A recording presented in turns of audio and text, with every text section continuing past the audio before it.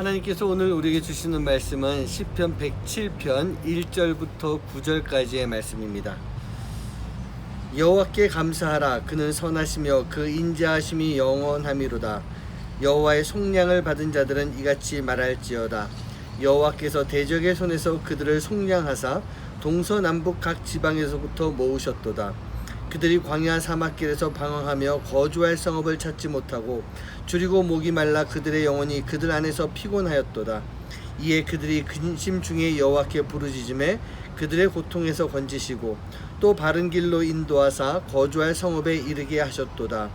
여호와의 인자하심과 인생에게 행하신 기적으로 말미암아 그를 찬송할지로다.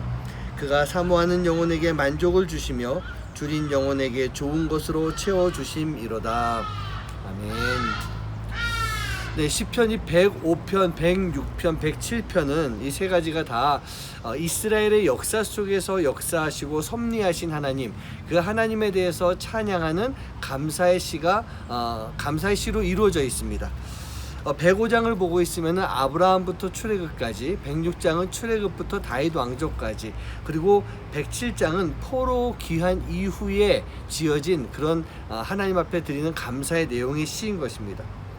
이스라엘은 분명히 죄로 인해서 심판을 받았습니다. 그렇지만 하나님께서는요, 그 이스라엘을 회복시켜 주십니다. 바로 이것에 대해서 감사의 마음으로 고백한 시가 105편, 106편, 107편에 계속해서 나오고 있는 그런 말씀인 것입니다. 오늘 말씀에서 2절과 3절 말씀에 보면은 다 흩어져 있는 이스라엘 백성들을 하나님이 찾으셔서 다시 다 모으신다라고 되어 있습니다. 이스라엘이 바벨론에게 멸망당하기 전에 이스라엘에 있던 많은 사람들이 이 이스라엘을 자기 나라를 떠나게 됩니다. 다른 나라로 가서 자기의 신앙을 찾겠다라고 하면서 다른 지역에 가서 그곳에서 생활하고 있습니다. 그러다 이제 포로 귀환이 이루어지면서 흩어져 있던 민족들이 다시 다 모여들게 되는 모습을 오늘 2절과 3절 말씀에서 보여주고 있는 것입니다. 왜 하나님은요, 이스라엘을 택하셨을까요?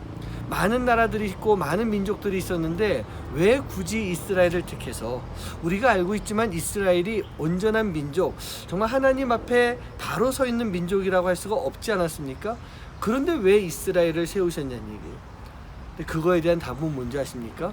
그것은 바로 하나님의 섭리입니다.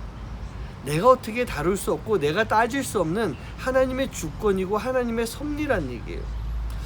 한 번은 한경준 목사님 이야기인데요. 한경준 목사님이 어느 날 이 젊은 집사들을 데리고 12제자에 대한 이야기를 이렇게 나누고 있었습니다. 성경 공부를 하고 있었던 거예요. 그런데 한 젊은 집사가 이 목사님에게 물어봅니다.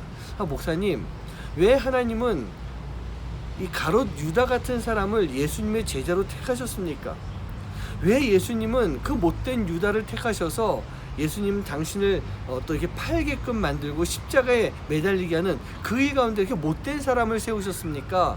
그렇게 물어봤던 것입니다. 그러자 한 목사님이 빙그레 웃으시면서 이런 이야기 해주셨대요. 나는 그것보다 더 이상한 게 있는데 그것은 바로 유다보다 더 문제가 있는 나 같은 사람을 하나님께서 선택하셨다라고 하는 것입니다. 그렇게 이야기해 주시더래요. 이 말을 들은 젊은 집사가 크게 깨달으면서 눈물을 흘리셨다라고 하는 그런 이야기를 제가 들었었습니다. 하나님께서 이스라엘을 선택하신 것은요, 그들이 완벽해서 선택한 것이 절대로 아닙니다. 어찌 보면 가장 부족하기 때문에 그 이스라엘 민족을 택하셔서 하나님의 사람으로 만드시고 하나님의 나라를 이어가도록 만드신 것이 아닌가, 그런 생각을 해봅니다. 저도 그런 생각 많이 합니다. 하나님께서 나를 택하셔서 당신의 자녀를 삼으신 것도 참 신기한데 나를 목사로 만드시느라고 얼마나 힘드셨을까, 그런 생각을 제가 종종 할 때가 있었습니다. 그렇습니다. 하나님은요, 약간은 삐딱했던 요나를 택하셨습니다. 부르셨습니다. 죄인 중에 괴수라고 하는 바울을 부르셔서 복음을 전하는 그 일 가운데 사용하셨습니다. 세상에서 소외됐던 12명의 사람을 뽑아서 예수님의 제자로 만드시고 그들을 통해서 세계에 복음이 전파되도록 그렇게 만들어 가셨던 것입니다. 이 모든 것이 무엇일까요? 바로 하나님의 섭리입니다. 우리는요, 그 하나님의 섭리 가운데 순종하며 그 하나님의 섭리에 찬양하는 삶을 살아가는 바로 그 모습이 되어야 될 줄 믿습니다. 오늘 하루도 하나님께서 왜 나를 부르셨을까? 그리고 나는 하나님의 부르심의 섭리대로 살아가고 있는가? 이것을 한번 좀 깊이 묵상해 볼 수 있는 하루가 되시기를 주님의 이름으로 간절히 축원합니다. 기도하겠습니다. 우리가 하나님의 자녀로 부름받고 또 하나님의 자녀로 세움받고 내가 세상에 빠져 들어가는 모습이 아니라 하나님께서 나를 늘 건져주시는 가운데 믿음의 사람으로 살아가도록 만들어주신 것 감사합니다.